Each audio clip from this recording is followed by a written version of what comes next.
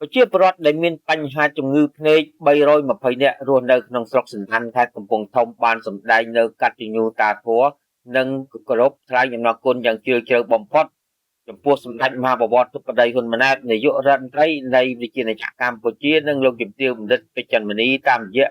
លោកជំទាវបណ្ឌិតជាសេរីនិងឯកឧត្តមនាយឧត្តមស្រីម៉ៅសុផាន់អនុប្រធានក្រុមការងាររាជរដ្ឋាភិបាលចុះមូលដ្ឋានខេត្តកំពង់ធំដែលបានយកចិត្តទុកដាក់ខ្ពស់លើសុខុមាលភាពប្រជាពលរដ្ឋនាព្រឹកថ្ងៃទី13ខែសីហាឆ្នាំ2026សាលាស្រុកសណ្ដានបានរៀបចំពិធីជួបជុំសំណេះសំណាលនិងជូនដំណើរប្រជាពលរដ្ឋវគ្គទី1មានចំនួន109នាក់ដើម្បីចេញដំណើរទៅពិនិត្យនិងព្យាបាលជំងឺភ្នែកនៅមន្ទីរពេទ្យមិត្តភាពខ្មែរសូវៀតនៅរាជធានីភ្នំពេញ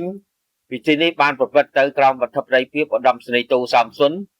មេបញ្ជាការតំបន់ប្រតិបត្តិការសឹកព្រងកំពង់ធំនិងជាអនុប្រធានក្រុមការងាររាជរដ្ឋាភិបាលចុះមូលដ្ឋានស្រុកសណ្ដាននិងលោកស្រីលក្ខសៅច័ន្ទអភិបាលរងស្រុកសណ្ដានដែលជាអ្នកដឹកនាំប្រជាពលរដ្ឋដោយផ្ទាល់បានដឹងថាការបញ្ជូនប្រជាពលរដ្ឋនិងលោកយាយលោកតាសរុប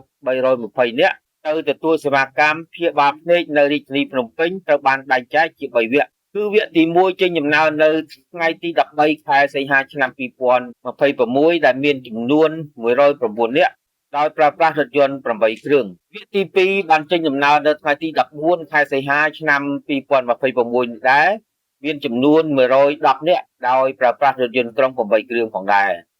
រីឯវគ្គទី3បានចេញដំណើរនៅថ្ងៃទី15ខែសីហាឆ្នាំ2026ដែលមានចំនួន101នាក់បានប្រើប្រាស់រថយន្ត8គ្រឿងឧត្តមសេនីយ៍តូសំសុនក៏បានគាំនាំការប្រាំផ្ញើសាកសួរសុខទុក្ខពីសំណាក់គណៈដឹកនាំនិងថ្លែងអំណរគុណយ៉ាងជ្រាលជ្រៅបំផុតចំពោះលោកជំទាវបណ្ឌិតជាសេរីដែលបានសម្របសម្រួលជាមួយនឹងក្រុមគ្រូពេទ្យឯកទេសព្រមទាំងបានឧបត្ថម្ភការហូបចុកនិងការស្នាក់នៅរួមទាំងឯកឧត្តមនាយឧត្តមស្រីម៉ៅសុផាន់អគ្គមេបញ្ជាការរងនៃកងយុទ្ធពលខេមរភូមិន្ទមេបញ្ជាការកងទ័ពជើងគោកនិងជាប្រធានក្រុមការងាររាជរដ្ឋាភិបាលចុះមូលដ្ឋានស្រុកសណ្ដានដែលបានឧបត្ថម្ភប្រេងឥន្ធនៈនិងមធ្យោបាយដឹកជញ្ជូនរថយន្តក្រុងទាំងអស់ជំនួសអស់មុខឲ្យប្រជាពលរដ្ឋទាំងអស់ឧត្តមសេនីយ៍តូសំសុននិងអាជ្ញាធរដែនដីបានបួងសួងជូនពរជូនដល់ស្ដេចមហាបវរធិបតីនិងលោកជំទាវព្រមទាំងគណៈដឹកនាំនិងក្រុមការងារទាំងអស់សូមប្រកបពុទ្ធពរទាំង4ប្រការនិងបានជូនពរដល់លោកយាយលោកតាទាំងអស់ទទួលបានជោគជ័យក្នុងការព្យាបាល